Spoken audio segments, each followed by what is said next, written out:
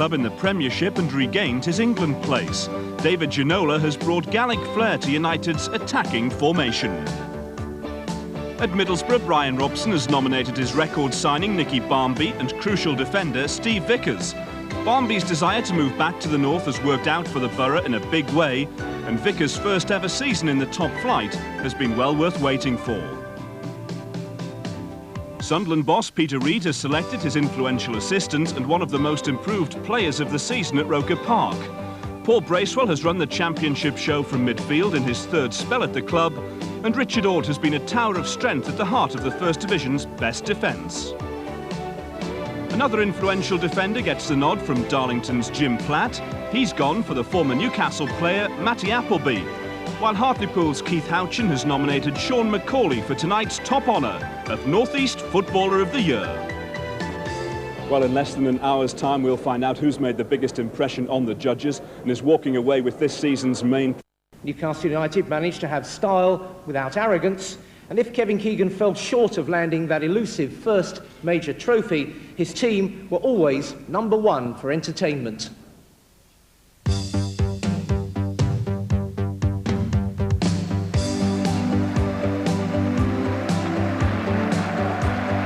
The scenes at the end of Newcastle's most dramatic season for 69 years told their own story.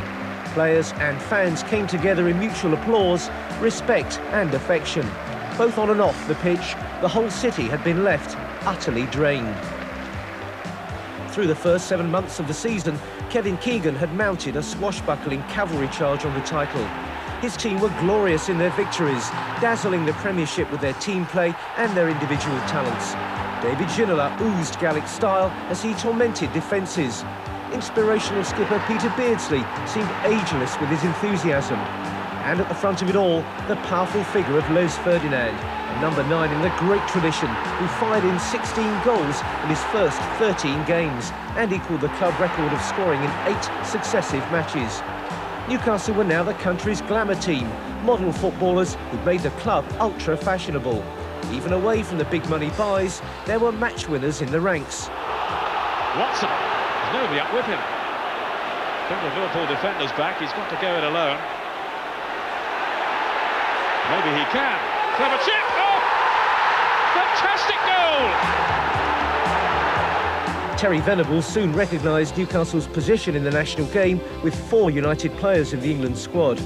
Robert Lee was looking a strong candidate for Euro '96, and when he hit 2 against Forest on December 23rd, it looked as though all Newcastle's Christmases would come at once. But the new year started United's roller coaster ride.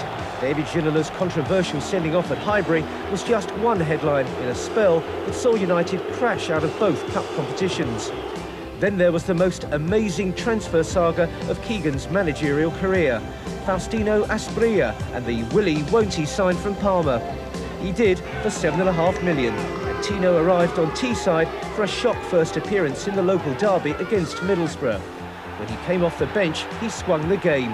It was a vital away win, and United were only to manage one more away victory the rest of the campaign. But Kevin Keegan's title ambitions suffered a mortal blow with Newcastle's only home defeat of the campaign. Arch rivals Manchester United winning and sustaining their own driving run.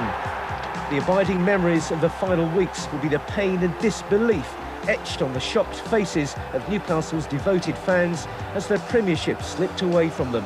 Last-minute defeat at Anfield was agony. But when David Batty, who'd been quite outstanding since his move from Blackburn, scored against his old club, the season looked saved. But another collapse on the line was almost too cruel for words. The city could hardly take any more, as right to the bitter end, Newcastle gave their fans hope, but it wasn't to be.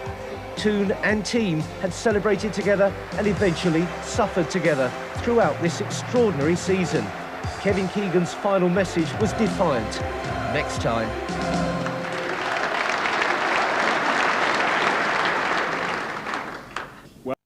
Annual dinner, which rather optimistically on the invitation had 8:30 for 12 midnight. And last night I was a speaker at the annual bash of the National Hemorrhoid Society. Of course, that was a stand-up buffet, you understand, not like this glittering occasion this evening. I must say, it certainly helps before you make a speech to have had a bit to drink. You know, it's an awesome moment standing up, even though, you know, for me it's a great joy. I mean, I'm exercising one of my great skills, eating out at other people's expense. But even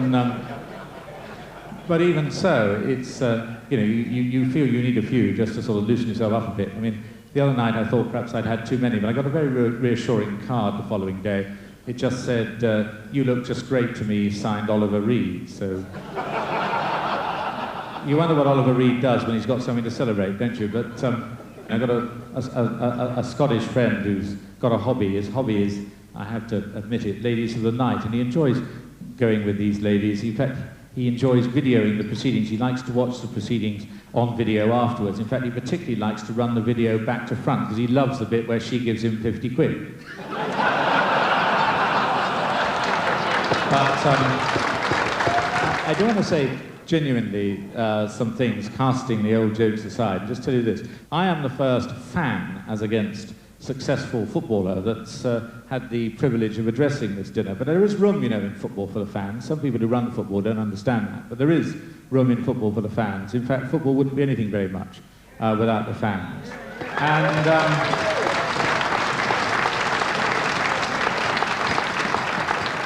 And we always need to know that for a lot of people, if their team loses at the weekend, it devastates the rest of their week. I'm used to it being a Chelsea fan. Others find it harder to come upon, but that is the fact of it. And somehow or other, that loyalty has got to be rewarded. You know, I have to say, this is a celebration this evening. I mean, I think we want to be clear about one thing. There's a hell of a lot to celebrate up here. Okay, there are disappointments, but I tell you, the disappointments that have been experienced, for instance, by Newcastle United, are disappointments that dozens and dozens of teams would love to have got even within an ace of having. You know, and I'm sorry, by the way, that after all they've been through, the strain of having to listen to a speech from me was too much for the Newcastle United team. But I sympathise.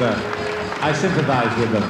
I just want to say this: that there's a hell of a lot of good things happening in this region, and one of the best things that's happening is the revival of football, to the point that I believe now this region has got every prospect of going from strength to strength. For the first time in 20 years, you've got the three top teams here in the Premier League. As far as I can see, this region has an enormous amount to be proud of. Song of the Year. It's at last time to move on to Player of the Year and the highlight of tonight's gala dinner. This is the 17th year of the Hennessy Awards. You can see the Simply Red and White just going past the Sunderland table. This is the 17th year of the Hennessy Awards, and it's good to see how football life seems to be turning full circle. The first winner in 1980, Jeff Clark, was a key member of Newcastle's coaching staff, while Kevin Keegan himself won this title twice as a player. And in 1981, Darlington manager Jim Platt was honoured when he was a Borough player. Remember, each club manager selects the players who are considered for this award, so here are the nominations for 1996.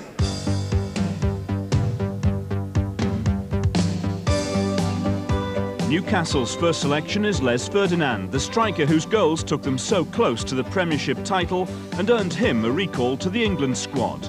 He hit the target 29 times in his first season at St James's Park, a personal best. Gillespie, danger here, good save and turned in by Ferdinand, and that is the record for Les Ferdinand. It's the 8th consecutive match in which he has scored, and that means he has set a new Newcastle United scoring record.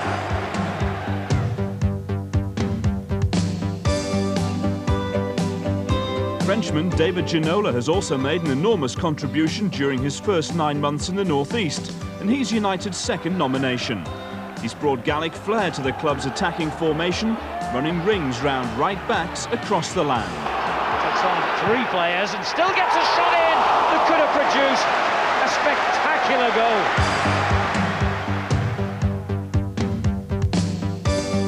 Middlesbrough boss Brian Robson has gone for his record signing Nicky Barmby, who got off to a flying start at the Riverside Stadium.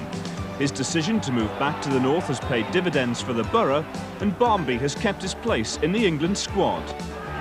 Ignit making a good run, Still got plenty to beat, and Barnby letting it go. Fjortoft Barnby! That's a superb goal from Middlesbrough.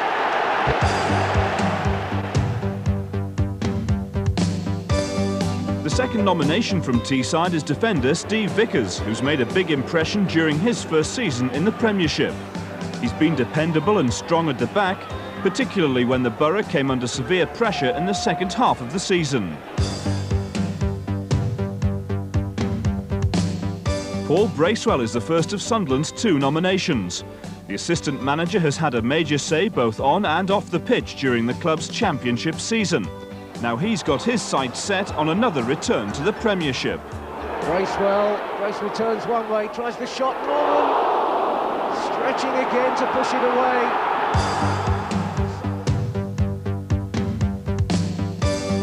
Richard Ord is Peter Reid's second selection and one of the most improved players at Roker Park this season. His boss reckons that the stylish defender, in his testimonial year, can become a full England international before too long. Scott knocking it in deep. And Ord coming in at the far post, and he scored! The captain shows the way.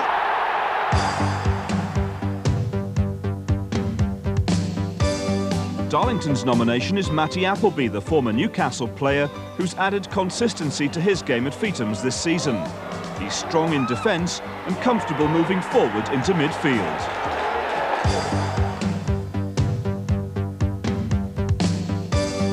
Hartlepool have gone for Sean McCauley, who's had a solid first season at Victoria Park after arriving in the northeast from Scotland.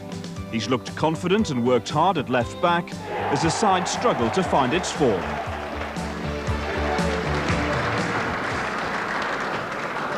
The judging was carried out by a panel of top sports writers, and as you can see, we have the presentation party on our stage now. To present the award for third place, I introduce you to a man who, as chairman of Gateshead, dreams of adding another league club to these proceedings.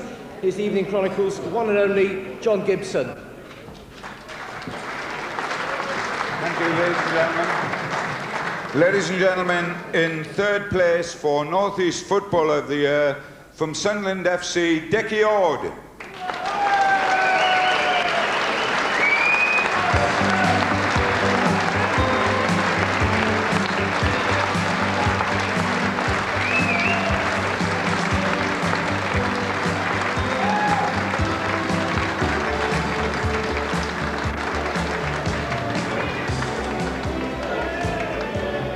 Now, this occasion of these awards would never have established themselves in quite such style without the generous support of our sponsors tonight, Hennessy Cognac. And ever present at these dinners is again our host tonight. We're always delighted to have the company's director, Maurice Hennessy, with us. I'd like him to read the name of the 1996 runner-up. So runner-up this year from the Sunderland Football Club, Mr. Paul Bracewell.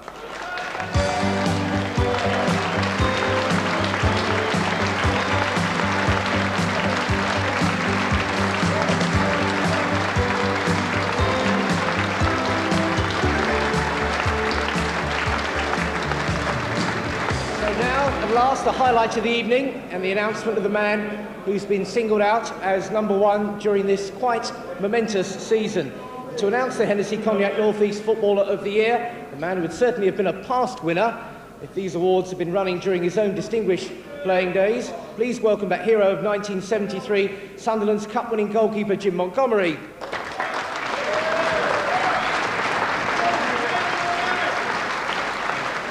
Please announce the 1996 winner for us. The 1996 winner of the Hennessy Cognac Evening Chronicle Footballer is Les Ferdinand, Newcastle.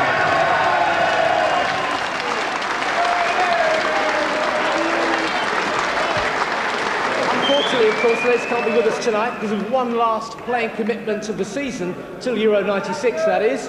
But to collect Les's award on behalf of the club, can I introduce the man who did his bit to raise that £6 million transfer fee, the Chief Executive of Newcastle, Mr. Freddie Fletcher.